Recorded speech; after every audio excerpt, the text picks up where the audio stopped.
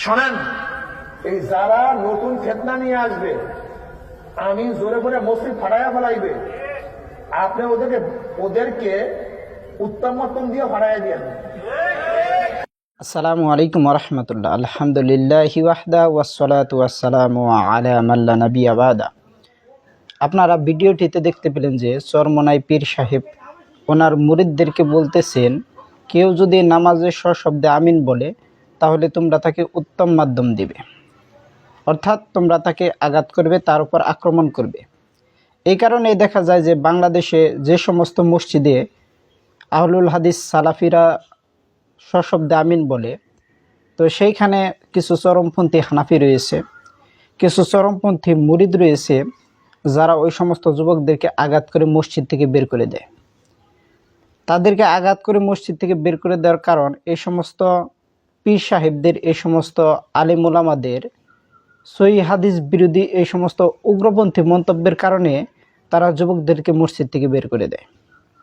অথচ সালাতে নামাজে সশব্দে আমিন বলার রাসূল সাল্লাল্লাহু আলাইহি ওয়াসাল্লাম থেকে প্রমাণিত সহিহ হাদিস রয়েছে।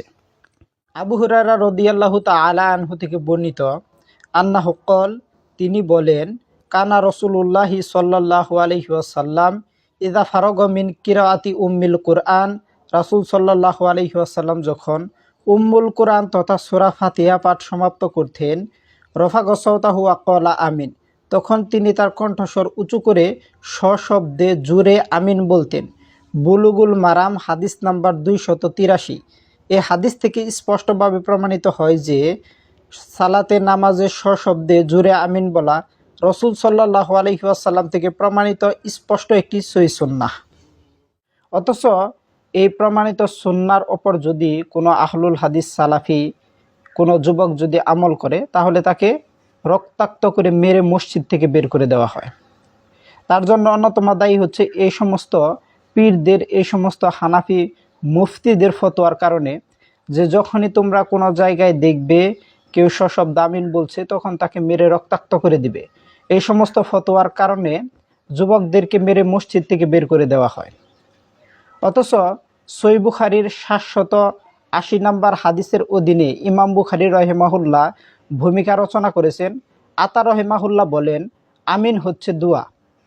আব্দুল্লাহ ইবনে জুবাইর রাদিয়াল্লাহু তাআলা আনহু মুসল্লিদের নিয়ে এমনভাবে আমিন বলতে যে মসজিদে গম গম আওয়াজ হতো। আবু হুরায়রা রাদিয়াল্লাহু তাআলা আনহু ইমামকে ডেকে বলতেন যে আমাকে আমিন বলার সওয়াব থেকে বঞ্চিত করবেন না।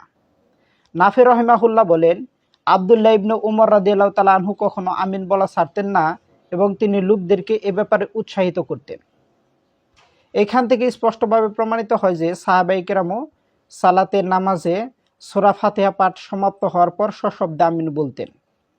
তো এখন যারা বর্তমানে ফতোয়া দিচ্ছে যে সালাতে নামাজে সশব্দে আমিন বললে তাদেরকে মসজিদ থেকে মেরে মসজিদ থেকে বের করে দিতে হবে, তারা যদি সাহাবায়ে কেরামকে পেতেন তাহলে কি তারা সাহাবায়ে কেরামকে মেরে মসজিদ থেকে বের করে দিতেন না?